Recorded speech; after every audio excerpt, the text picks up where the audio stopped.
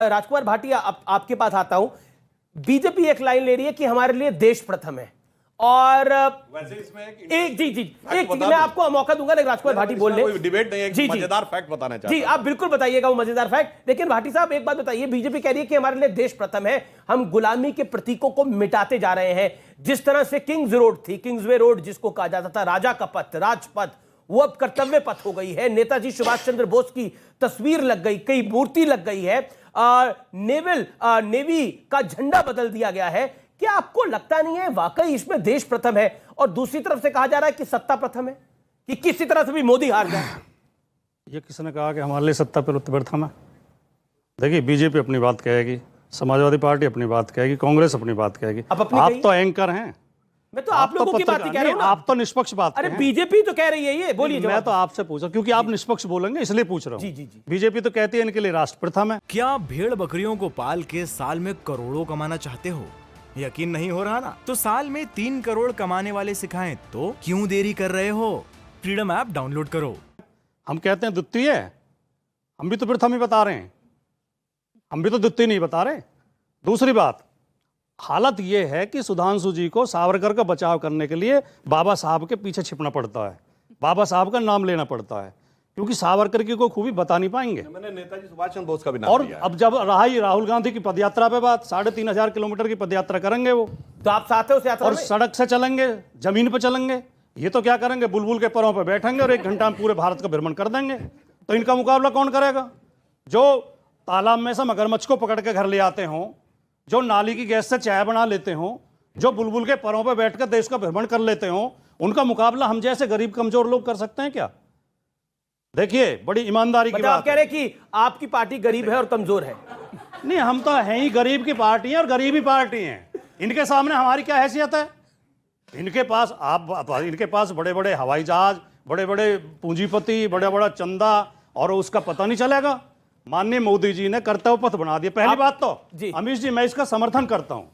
राजपथ का नाम बदल के कर्तव्य पथ करना, मैं इसका समर्थन करता हूं। मोदी जी ने अच्छा राजशाही की सारी निशानियां मिट जानी चाहिए। मोदी जी ने अच्छा किया। ये बोलने तो दो जी, बोलने तो। सवाल ही तो पूछ रहा हूं मैं आपसे। मत करो। आप असहज हो जाते हैं। मैं तो सवाल ही पूछ रहा हूं। आपने बोला मैं समर्थन करता हूं, मैंने बोला मतलब मोदी जी ने अच्छा किया। सुनो, ये बूथ कैप्चर माना जाता है। मेरी वोट जबरदस्ती डलवा रहे हो कि मोदी जी के पक्ष में वोट डाल दूं? नहीं, मैंने तो वोट डालने को बोला ही नहीं। मैंने बोला अच्छा किया ना। मैं डंके की चोट पे कह रहा हूं, कहा भी ना जाए, चुप रहा भी ना जाए। सरकार के इस निर्णय का मैं समर्थन करता हूं। अच्छा काम कोई भी करे, हमें इतनी छोटी सोच भाई इस बात के लिए कि राजशाही की सारी निशानियां मिटनी चाहिए, लेकिन खाली राजपथ मिटाने से नहीं, राजशाही की सोच भी मिटनी चाहिए, राजशाही का बर्ताव भी मिटना चाहिए। सोच क्या होती है राजशाही की? अरे आप मोदी जी की ड्रेस देख लो, मोदी जी की बॉडी लैंग्वेज देखो, आप मोदी जी की चाल ढाल देखो, मोदी जी का भाषण देखो। मतलब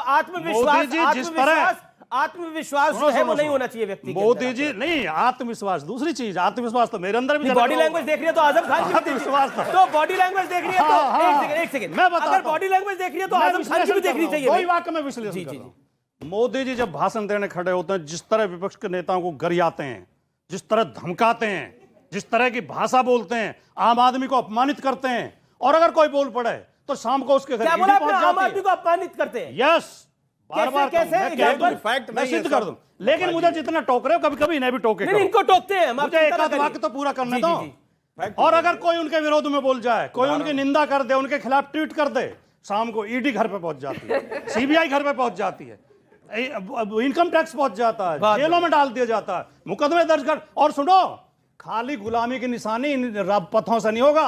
124 है जो अंग्रेजों ने बनाई थी, उसी को मोदी जी लागू करते हैं हमको जब हम बोलते हैं, उसी में हमें जेल में डालते हैं। जो अंग्रेजों का बनाए हुए कानून है, राजकुमार जी, अंग्रेजों का बनाए हुए कानून भी खत्म करो। अपनी बात को विराम दीजिए। आपने बड़ी अच्छी बात बोली। आपने बोला देखिए, जैसे ही कोई उनके खिलाफ बोलता है, कोई ट्वीट करता है, उसके खिलाफ शाम को ईडी सीबीआई पहुंच जाती है। एक बड़ा आपने बहुत इंपॉर्टेंट पॉइंट बोली, क्योंकि मैं आपको देख रहा हूं पिछले 8-9 साल से आप नरेंद्र मोदी का विरोध कर रहे हैं, कर ही रहे हैं। आप बोलते हैं आपके घर सीबीआई ईडी पहुंची है? हाँ या ना में जवाब दीजिए। मैं बताता हूं। हाँ बताइए, हाँ या ना में जवाब दीजिए। हाँ, ये अखिलेश जी क्या पहुंची है? मैं एक बहुत छोटा कार्य करता हूं। अखिलेश जी तो बड़े नेता हैं। मैं बता रहा हूं। वहां पहुंची? बता रहा हूं। हाँ बताइए। बताने तो दो, सवाल हो गया आप। हाँ बताइए। अखिलेश जी क्या कांग्रेस ने भेज दिया था पहले? मैं गली मोहल्ले गांव मैं गली मोहल्ले गांव स्तर का कार्य करता हूं, मुझे इनके गली तो मोहल्ले अखिलेश जी तो राष्ट्रीय स्तर के हैं। साहब जवाब तो सुन लो, जवाब तो दीजिए। सवाल तो आपका हो गया। जी जी। मैं गली मोहल्ले स्तर का हूं, मुझे इनके गली मोहल्ले स्तर के गुंडे धमकाते हैं। अखिलेश जी राष्ट्रीय स्तर के, उनके घर सीबीआई गई थी।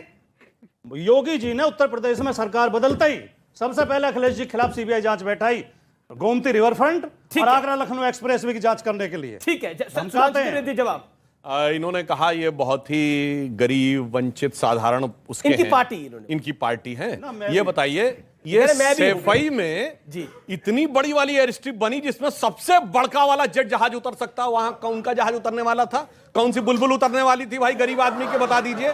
तो गजब बात। और इन्होंने कहा राजपथ नाम बदलने से नहीं, वो राजशाही बदलने, बिल्कुल राजशाही बदलने से। जानते क्या राजशाही किसे कहते हैं? 35 लोग ऐसे हैं इनके प्रथम परिवार के जो किसी ना किसी पद पे हैं। जैसा पहले नेताजी भी, नेताजी के एक भाई, नेताजी के दूसरे भाई, नेताजी का बेटा, भतीजा, बहू, अरे इसे कहते हैं राजशाही। कि जब से पार्टी बनी है तब से परिवार के अलावा किसी के हाथ में सत्ता हो तो बताइए, परिवार के अलावा किसी के हाथ में सत्ता हो तो बताइए। और एक और बताइए, गरीब और अपने टर्न पे बोलिए मान्यवर, और गरीब और वंचित का जानते हैं क्या होता है? नहीं, कौन से आप यादव परिवार की बात कर रहे हैं? नहीं, वो समझने वाले समझ रहे हैं, ना समझे वो ना। संघ परिवार है, गांधी परिवार भी है, यादव परिवार भी है, अरे बादल परिवार भी है। अरे परिवारों की भरमार है, चुभन तो होगी उत्तर से दक्षिण क्या बोला तक। आपने? जिनका परिवार नहीं है, जो अपनी माता को सिर्फ फोटो के लिए मिलते हैं, उनको परिवार वालों से चुभन तो होगी। ठीक है, सुधांशु का जवाब। हाँ, बहुत। देखिए, वो हैं जिनके लिए पूरा राष्ट्र परिवार होता है। हाँ, जो पूरे समाज को परिवार मानते हैं, वो अपने लिए होते हैं। और इसीलिए जो राष्ट्र को परिवार मानते हैं उसमें पूरा राष्ट्र बढ़ता है। जो अपना परिवार मानते हैं उनका सिर्फ परिवार बढ़ता है। उत्तर से दक्षिण तक सबको देख लीजिए, चाहे पंजाब देखिए तो हरियाणा में भी एक परिवार है, तो आप देखिए उत्तर प्रदेश में 2-2 3-3 परिवार है, बिहार में गरीब गुरबा की भी सरकार है, वो भी एक परिवार है। तो आप देखिए, अब तो बुआ भतीजा आ गए हैं, बंगाल में भी, आंध्र में भी परिवार है, सुनिए, और तेलंगाना में भी परिवार है, महाराष्ट्र में भी परिवार है। परिवार की जो गंगोत्री है उसी को सारे के सारे परिवार दिखाई पड़ते हैं। अमीन जी, एक मौका मुझे दीजिए बोलने का। बिल्कुल सही कहा, महाराष्ट्र में परिवार है, इनके जो मुख्यमंत्री वहां बिठा दिए गए, वो और उनके बेटे दोनों राजनीति में, एक एमपी है, एक चीफ मिनिस्टर है। आंध्र में भी आप ही के साथ सरकार है और वो तो आजीवन ही अध्यक्ष बन चुके हैं, वहां भी परिवारवाद है। और हरियाणा में जिसके साथ आपकी सरकार है, चौटाला परिवार, वो भी परिवार है। तो आपकी तो पार्टी परिवार है। तो बिल्कुल, हमारे तो पार्टी का एक ही कार्यकर्ता हमारा परिवार है, पर इनके तो सत्ताधारी लोग कार्यकर्ता की बात नहीं हो रही। आप परिवार से कार्यकर्ता और परिवार को कंफ्यूज कर रही है। परिवार क्या होता है? जब रॉबर्ट वाड्रा, प्रियंका वाड्रा, राहुल गांधी, प्रियंका गांधी, सोनिया गांधी, राजीव गांधी जी, इंदिरा गांधी जी, पंडित नेहरू, संजय गांधी जी, मैं कांग्रेस परिवार का एक अभिन्न अंग हूं और हर कार्यकर्ता, हर नौजवान, हर बुजुर्ग, हर कांग्रेस कार्यकर्ता कांग्रेस परिवार का एक अभिन्न अंग है। इसी तरह नहीं कि सत्ता के लिए परिवारों पर सुधांशु जवाब। परिवार में इतनी मारामार है, सुनिए, परिवार में कांग्रेस, इन्होंने कहा ये कांग्रेस के परिवार का अंग है। कांग्रेस के परिवार में इतनी मारामार है कि 3.5 साल से तय नहीं हो पा रहा है कि माता जी अध्यक्ष रहेंगी, कि बेटा जी अध्यक्ष रहेंगी, कि बहन जी अध्यक्ष रहेंगी। वह में मारामार है। अच्छा, एक सवाल वही इनके यहाँ है, चचा भतीजा मारामार है। अच्छा, एक मैं राधिका जी आपसे सवाल पूछना चाहता हूं।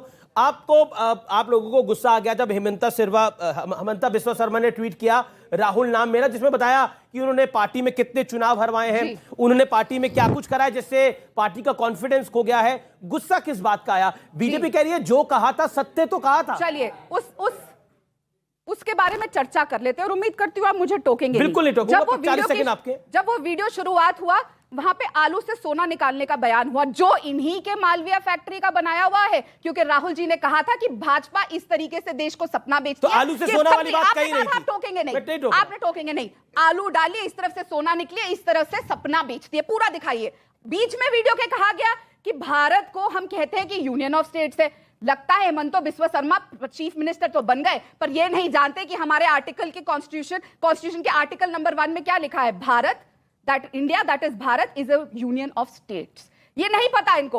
और मुझे ऐसा ये भी लगता है, इस ट्वीट के बाद, ये वीडियो के बाद ऐसा प्रतीत हो रहा है कि ये जो बिल्कुल ही गप्पी इंसान है, जिसको यही नहीं पता कि क्या सच है क्या झूठ है, उनकी कुर्सी लगता है खतरे में है। इसीलिए बहुत ज्यादा भक्ति करें। लेकिन एक बयान की चर्चा और मैं करना चाहूंगी। बिल्कुल आप करिएगा, आगे चर्चा करिएगा, लेकिन मैं वही रुक रहा। आपने बोला शुरुआत में गड़बड़ है, बीच में गड़बड़ है, झूठ बाकी है। सब हिस्सा, बाकी सब वीडियो का झूठ हिस्सा सही है। मैंने तो 2 बता दिए क्योंकि मैंने इतने ध्यान से गप्पी का वीडियो नहीं देखूंगी झूठ फैलाने वाले आपने का। देखा वो वीडियो?